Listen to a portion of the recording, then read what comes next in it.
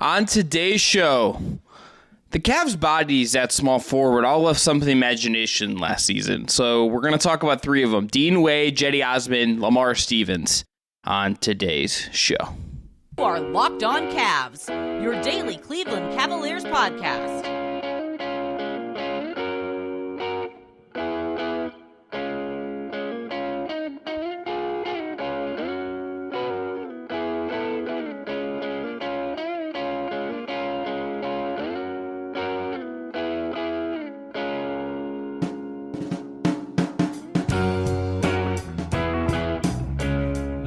Today's episode is brought to you by Bird Dogs. Go to birddogs.com/lockedon and enter the promo code LOCKEDINNBA. They'll throw in a free custom Bird Dogs Yeti Stout tumbler with every order with that promo code. Evan is always drinking out of that now. It's like his new favorite cup. It's my water cup. Yeah. I'm Chris Manning. I cover the NBA and the Cavs through outlets like SB Nation, Cleveland Magazine, SB, like a bunch of places, Diamond UPROXX, blah, blah, blah, just basketball show. The admin over there is Evan Dammarell. He is the founder of independent site Down Euclid, which covers the entire Cleveland sports scene. As always, we have Jake Stevens producing. I want to thank you for making Locked On Cavs your first listen every day. Remember, we are free and available wherever you get your podcasts and on YouTube. Part of the Locked On Podcast Network. Your team every day. All right, segment 1, Dean Wade. Segment 2, Jetty Osmond. Segment 3, Lamar Stevens. All right, Evan, Dean Wade, I'm going to hit you with some shooting splits for Dean Wade. Are you ready? Sure. All right, so shoulder injury really changed the trajectory of his season, and I think we saw that, in how it just looked, but the numbers are pretty indicative of this. Before he got hurt on December 2nd, 41.1% on catch-and-shoot threes. That was on 3.3 attempts per game. That's a 17-game sample. Really great. Gets hurt on December 2nd, as I said. December 3rd on, 27 games, 31% from three overall, 30.4% at catch and shoot threes, and down to 2.6 attempts per game. Evan, I don't think it is hyperbole to say that Dean Wade looked like a completely different player once he got hurt. No, not at all. I think he looked like a shell of himself. I don't think the confidence was 100% there when he was inserted into the starting lineup to kind of be that answer at the starting three. And on paper, it made sense. He is a bigger-ish player that helps with some of the rebounding issues that may face Allen and Mobley at times. And he can just be that opportunistic third big that grabs rebounds. And also, just more than that, he provides spacing and he provides shooting. And if you're hell-bent and determined to play 2 7-footers in your starting five, you need spacing other than from the guard position just to kind of even things out on the offense. And prior to the injury, he looked tentative at times, but then when you'd see him get the ball in wide open looks, he would sometimes just pass it to a teammate or something and kind of just not rip the shot opportunities he wanted him to when he was out there. And then after the shoulder injury, it really fell apart. And I wonder if it just had a direct hand-in-hand impact on his confidence as a player. I asked JP Bickerstaff, I think it's when either Okoro went down with that knee injury, the subject of Tuesday's show, or maybe soon after that game, just hey, Dean maybe put together some pretty serviceable minutes. Are these opportunistic moments for him just to kind of put some spot confidence stride moments? I'm trying to articulate it as I talk here, but just build that momentum heading into the postseason and just kind of regain a little bit of that form. And JP's yeah, that's the thought process behind it. And unfortunately, he didn't have it the postseason and kind of just never really had it after that shoulder injury. It's unfortunate because that's a success story in terms of just an undrafted free agent. The Cavs spent time, energy, and resources, especially the G League, developing, and that was a success story. And the Cavs just signed not a sizable extension too, but a pretty good extension for a guy that at least provides you value in the NBA. And it's just a shame that it didn't quite click after that injury. For him, I just don't know. I would love to get him just kind of straight up just how he felt. Did the shoulder not feel right? Did it not fully recover? Did he feel comfortable when he came back? Because it just didn't look like it. And I think that it is pivotal to point out and noteworthy to point out that part of the reason the Cavs were comfortable letting Kevin Love walk is because they felt like Dean Wade could step into those minutes. That was the plan. Well, that was the thought process behind benching Kevin Love, period, was, Bingo. okay, Dean Wade's getting healthy. We signed him to an extension. He's clearly part of our future plans. He's, at least in theory, a younger version of what Kevin Love gives you, and he never really lived up to those expectations. They went to make the transition that was probably, it was, the writing was on the wall if you go back and look and say, okay, Dean Wade signs his extension before the season starts. You get to Kevin Love's last year was contract. We don't know what his future holds. The writing is on the wall for this to happen, for you to move from one era of that position to the other. And it didn't work. And it's not to say that Dean Wade can't rebound next year. Maybe he gets healthy. Maybe he finds his confidence again next year. But how the end of the year went, whether it was the injury or whatever it is, what all that contributed to it. I mean, I wouldn't feel super great about where he's at coming off of the end of this year. I would feel some pessimism about like what exactly he is just based on how the end of the year went and how he just wasn't playable. He's also a light rebounder for being a 4, and like that is clearly a need for Cleveland. And it makes him like kind of like I don't know, like does he get a little bigger? Like what does he change to maybe kind of, do they change scheme stuff to kind of have him crash more? But he has to become, I think, a more physical rebounder if he's going to kind of hit whatever his potential is as a kind of a tweener. So he is interesting because we touched on this a couple episodes ago, or at least I did, that Dean Wade was a 4 at Kansas State, was a 4 heading into the NBA, was maybe even a small ball 5 for the Cavs at times, but the Cavs kind of flipped the script with him and Lamar Stevens and said, like, okay, Dean, we need you to become more comfortable playing the 3, and Dean's like, there's not a lot of difference, like, offensively in terms of, like, what my assignment and roles are, and just in being a guy who can act as a screener. Like you said, he's a light rebounder, but at least in he provides you that size and maybe a little bit just that extra edge just to crash the glass. And if he was healthy and confident, maybe that would have like at least stymied what New York was doing a little bit, but that's neither here nor there. And it's been interesting to watch his growth and development. And at least in theory, like the Cavs ran lineups that featured Mitchell at the point and Wade at either the 3 or the 4. And it was a lot of spread pick and roll, like Wade flaring out to the perimeter in those scenarios, or even rolling to the basket because he does have the ability to get up and in terms of just attacking the basket. But it's just odd to watch what happened. And I do think a lot of it was the injury came at an ill-advised time. It's somewhat similar to Isaac Okoro, where like the injury just came at an ill-advised time, and it really killed a lot of the momentum. And at least in Wade's case, shook his confidence after a while because he was getting a lot of like wide open and sometimes clean looks from the perimeter that normally he would either knock down or at least you'd feel more confident about him taking. And then you saw in turn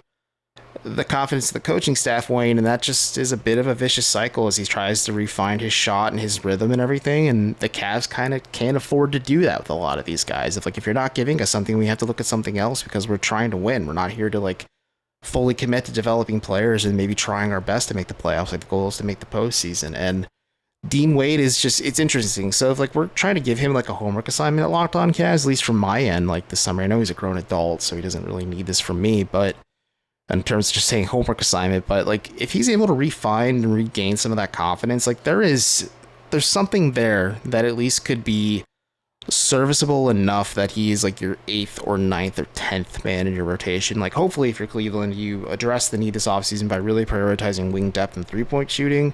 But if like Wade is like a guy who is getting you 10-15 minutes a night and you kind of see what he provides in that limited space, you can roar him more, obviously pull it back and give it to somebody else too, but like kind of just put him in that role, just maybe let him regain his confidence in limited bursts and maybe compound upon it, because the 3-point shooting is a commodity and something the Cavs just need for how they function on offense. If he is confident and healthy, he's a rotation player. That's it. We'll see if he gets there. It's an open question. He does have a salary, we should note, that is theoretically stackable for trades. We'll see if that matters at any point. All right, after this, we're going to talk about a player who does not lack for confidence. Jetty Osmond.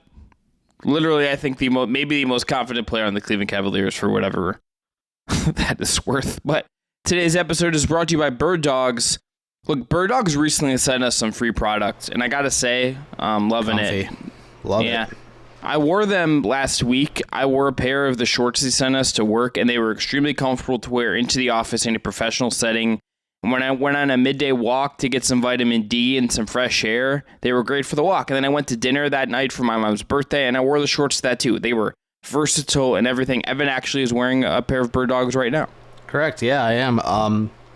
I've never worn shorts with the liners built into them, so it was a bit of a foreign concept. When I tried it on, it felt natural. It felt comfortable. And like I have been shopping quite a bit, looking at what they have to offer, just because I'm like, you know what, I might have to add a couple more pairs of Bird Dogs to my rotation, just in terms of gym shorts or just even casual wear for general day to day. Yeah, they're super versatile. They're super comfortable. These might end up being the only pants and shorts that I own at some point. Right now, you can go to birddogs.com/LockedInNBA.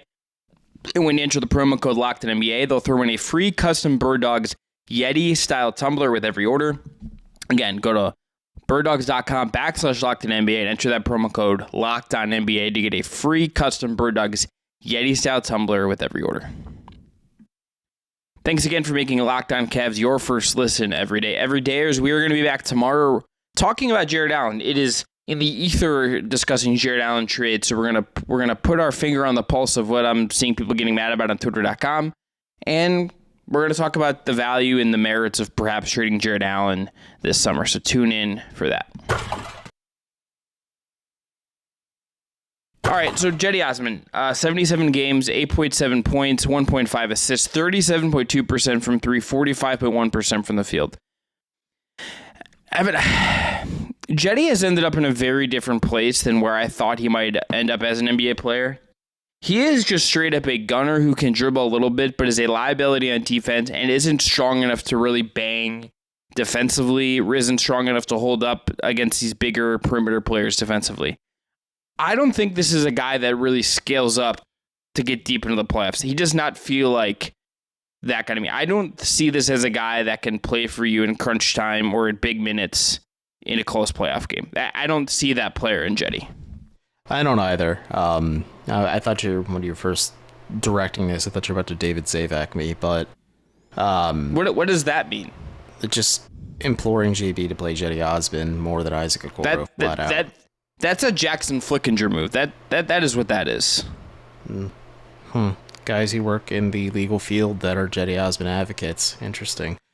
It's just, I don't know. Either way, Jetty is just a fascinating character to me, or player to me, because on paper, he provides a lot of what Cleveland needs. Sure, it's a lot more limited because he has such happy feet on defense. I had Jackson Gatlin, the host of Locked On Rockets, reach out to me once during when the Turkish national team was playing, saying is Jetty usually this bad on defense? And I said, oh, does he have happy feet? And he's just like, that's how you describe it. It's a good way to describe it. And that's what Chris and I talk about a lot, is Jetty is a little overzealous when trying to defend the opposition, and it just gets him blown past, and he's just not a great defender, and I think that's just never going to be a path of getting minutes in GB Bickerstaff's rotation. And I think just looking at what Jetty Osmond is as a player, you asked me this question for Tuesday's show on who is or isn't going to be on the roster just heading into opening night next year. Jetty Osmond, to me, at least in my eyes, is more of a trade asset for Cleveland right now, just because, at least in theory, he is a wing player. He's a bulkier wing player. He provides you that three-point shooting. And if you're a team that's comfortable with riding with the highs and lows with him, I think a team like Atlanta, especially just how Quinn Snyder likes to employ gunners off the bench like that, he makes a lot of sense with the Hawks currently constructed, just because the way the Cavs are built schematically and the way they're coached, if you don't provide a modicum of solid defense, you're going to get yanked. JB doesn't care if you provide three-point shooting or if you're able to impact the advanced analytical stats and everything, and just in every which way, just because of the shooting and gravity you provide. And yeah, Osmond was a bit of the unsung hero in the postseason. I think he has those moments where yeah, that's the idea of what Jetty Osmond can be. And then there's just a nice solid 5 to 10 game window where things just aren't so great, and it can get a little frustrating to figure out what his role is, and I don't think we have much more time to really deliberate on it. No, I think Jetty is a trade chip. That's what he is. Jetty at this point is someone who has this last year of his deal that is non-guaranteed. the most useful thing Cleveland, I think, could do with that salary is flip it. I don't know what that's going to look like. I don't know if that's part of a bigger deal. Again, you could stack him and Wade and get to 13. It's not a exorbitant amount of money. It's I think $6.7 million. That isn't a salary on its own that is necessarily going to bring you back a useful piece. You probably bundle that with another contract too. It's him plus Wade or him plus Rubio or whatever it is. I think that's where we're looking here. He is he has, Evan, this past year had crazy on-off numbers. Yeah, that's what a lot of folks like to point at. In terms of on-off or offensive rating, the Cavs are their best when they have Jetty Osmond playing. He should be starting. And I'm there's context to that. Well, it's just those numbers to me are just out of whack. What I think what we watch with him, and for the rest of his career, the spacing is cool. What I thought he was going to be when we saw him some Turkish film and then some of the early Cavs stuff and Summer League and whatnot was kind of a guy definitely more offensively inclined. I never thought he was necessarily going to be a rugged defender. He's not strong enough for that. But I thought he would handle the ball. Yeah, but the Ty Lue thing was you just throw him out there and it's that's the only way he was getting minutes. It was hey, go play hard and be this hustle guy. That's what he was. He still plays, I think, pretty hard. But I think defensively, it is just it has never come together for him, and he's just not strong enough, I don't think. Compare him to someone like Okoro, Okoro isn't as good of a shooter, but Okoro, will bump and grind and getting guys hits. That is not what Jetty does. Jetty offensively also just has kind of not developed some of this tertiary playmaking stuff that I thought was going to come for him, and I think that has limited what he can be. He is great for a Cavalanche. He is great to be the guy that hits the three at the end of a long run and he can get hot. That is cool. There is a place for that guy in your rotation, but I think if you're Cleveland and your wing rotation is what it is, I would absolutely be willing to sacrifice him to go do something else. I think if he was your third wing and he was a more controlled version of Jetty, you could talk me into him being someone you kind of extend past his contract. But I think what you have now on the wing and what you need next to your two guards, it's just not exactly where I would want my minutes. You just hurt yourself doing a podcast. No, I was cracking my knuckles as you're talking. My wrist popped a little bit, and I just went, ow, because it hurt. So, but to your point, yeah, it's especially if the Cavs do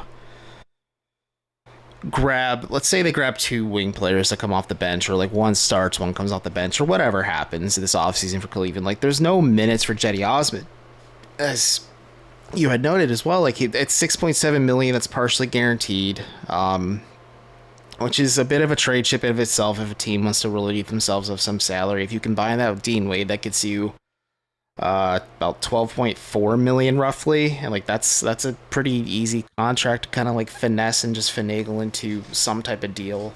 With Rubio instead, it would be about $12.8 million, which isn't as clean as the Wade fit, but either way, there's avenues and paths to make upgrades if you want to use the contracts you have currently constructed. It's just how do you want to work it? Because I agree with you. If Dean Wade is confident and he's feeling himself, I think it's a limited role where you see how far does this confidence go. And again, if there's guys that are just more established ahead of him as well, he's a rotation player. But for me, Jetty, he's just so volatile as a player because if he doesn't have his shot going, he's going to keep ripping it and kill possessions and opportunities for you, and then he's going to get cooked on defense. I think about what Derek White did to him with the Boston Celtics, or I think about what Jalen Brunson just did to him in the closing moments of Game 1, or just anytime he was really the primary point of attack defender on Brunson in the playoffs. Osmond just is a weakness and a liability for the Cavs on defense, and opposing teams that are smart or understand the assignment know, hey, when Osmond's on the floor, get him isolated or get him in a pick and roll and just attack him constantly. He's not going to be able to defend you because, like you said, he doesn't either have the strength or he maybe just is a little too overzealous, as I said. Yeah, I don't think he tries. He just doesn't try that hard on defense, and it's pretty apparent. All right, we're going to talk about one guy who definitely does try in defense after this. That's Lamar Stevens, who I also like, but I also have a weird type because I am who I am. Today's episode is brought to you by FanDuel. Make a fast break to FanDuel during the NBA playoffs because right now new customers get a no-sweat first bet up to $1,000. That is right, $1,000 back in bonus bets if your first bet doesn't win. Evan, a bet that I will say that I made, that I've had for a while since betting became legal in Ohio, that I am feeling increasingly great about, is that I have a Nuggets future, and I got them at plus 800. I think that team is going to win the title, and I feel like that one for me is going to cash out. I think I'm gonna win there. I feel great about that. Oh boy, Chris, this is his real degen hours, folks. He's a loose cannon, and he's gonna hit big on one score, and then just keep going and going and going and chasing the high. So, if the Nuggets win the finals, I may be looking for a new co-host. No, because here's the thing. Here's the thing about FanDuel. You can also set limits every month. That's what I do. So you can limit how much you're actually putting into the app. That's what I do. I have a set limit, just a little taste here and there, but it's controlled. Remember, their app is safe and easy to use. They have awesome promotions to check out. You get paid instantly as well. There's no better place to bet all the playoff action than America's #1 sportsbook. Visit FanDuel.com/lockdown and get a no-sweat first bet up to $1,000. That is FanDuel.com/lockdown. FanDuel, official sports betting partner of the NBA. All right, Lamar Stevens, 62 games, 5.3 points, 3.3 rebounds, 31.6% from the field, and 44.8% from the field. 31% would have been really bad. It's not good from three, but from the field it would have been extremely bad. Evan, here's where I want to start with this. He has 1 year left on his deal. It is non-guaranteed. Mm-hmm.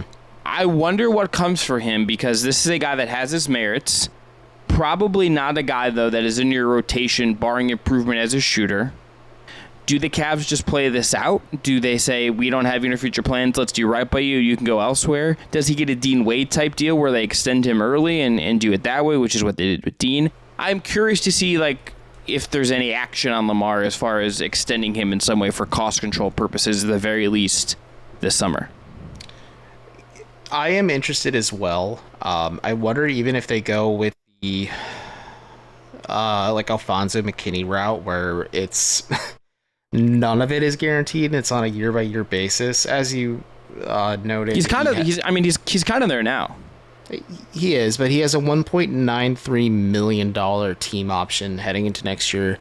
I would assume the Cavs pick it up, because I would assume that's fully guaranteed, or maybe they structure the contract differently. Maybe they don't pick it up and then re-sign him immediately with that McKinney deal. None of the years are fully guaranteed, and he's a bit of the trade asset.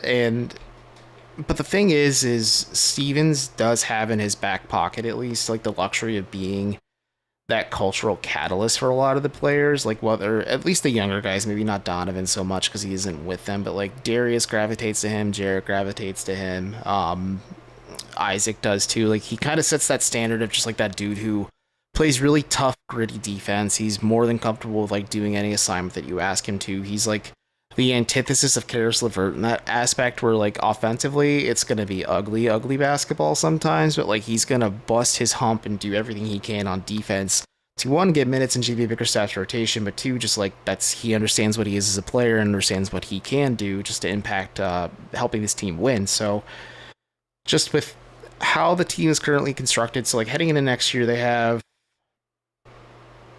5 guaranteed players under contract. That's Wade, Rubio, Garland, Allen, and Mitchell. They have team options, obviously, on Mobley, which they're, of course, going to pick up. Isaac Okoro, which I'd assume they pick up. Lamar Stevens, which I'd also assume they pick up. That's 7 players. You have Sam Merrill, technically 2, but that's not fully guaranteed, so he could be waived. And so you need some depth on the back end, especially if you do address a lot of just these more pressing concerns that you have, but you do need depth on the back end. And Stevens is inoffensive enough as a player where it's not the Isaac Okoro thing where you need Okoro to kind of give you a little bit of juice offensively when he's out there, whereas Stevens, he kind of just gives you that edge defensively, and then you see other guys kind of step up because he's busting his hump. It's just a weird impact that he has on the Cavs when he's out there for them, and I don't know. I think the offensive game is interesting just because I know JB Bickerstaff likes to point out that Stevens was a few points away from being Penn State's all-time leading scorer. So he does have that upside, but he is a defensive grinder for the Cavs, and it's a bit of a culture thing for them. So it would make sense to keep him somehow. if you had more shooting, I think there's like a way to kind of carve. It's all the shot. It's all the shot that is going to kind of figure out his role or not. Evan, let's end on this. These three names we talked about today: Dean Wade, Jetty Osmond, Lamar Stevens. Order them in terms of how likely they are to finish next season on the Cavs roster.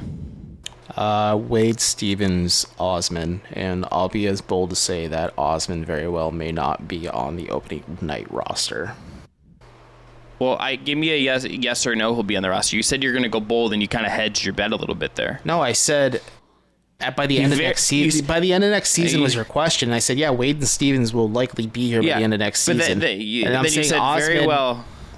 And I said Osmond won't be on the roster when the season opens. You said very well might not be on the roster for opening season. Okay, he won't be on the roster to open up the season. See, look, I'm just listening intently, and we're doing the thing.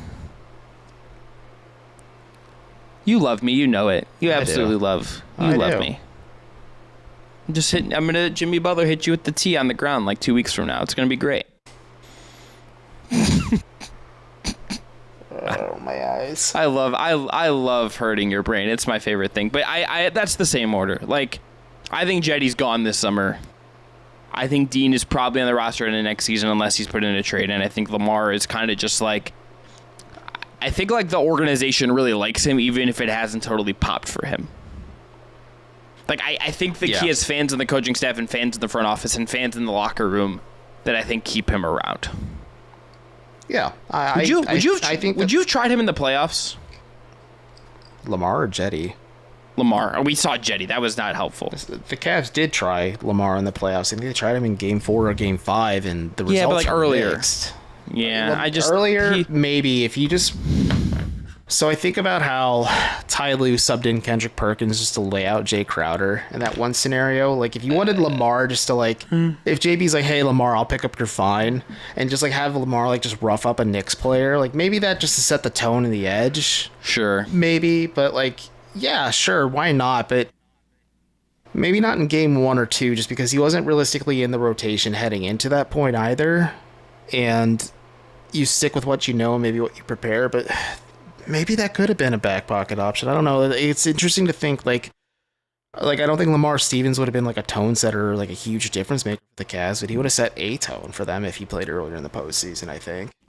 Sure. All right, let's end there. Thanks for making Locked On Cavs your first listen every day. Every Dayer is back tomorrow. We're going to talk about Jarrett Allen, trade value, and if Cleveland should look to move him this summer.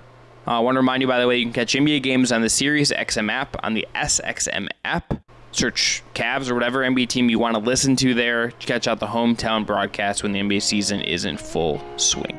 Talk to y'all tomorrow when we talk Jarrett Allen and all that fake trade funness.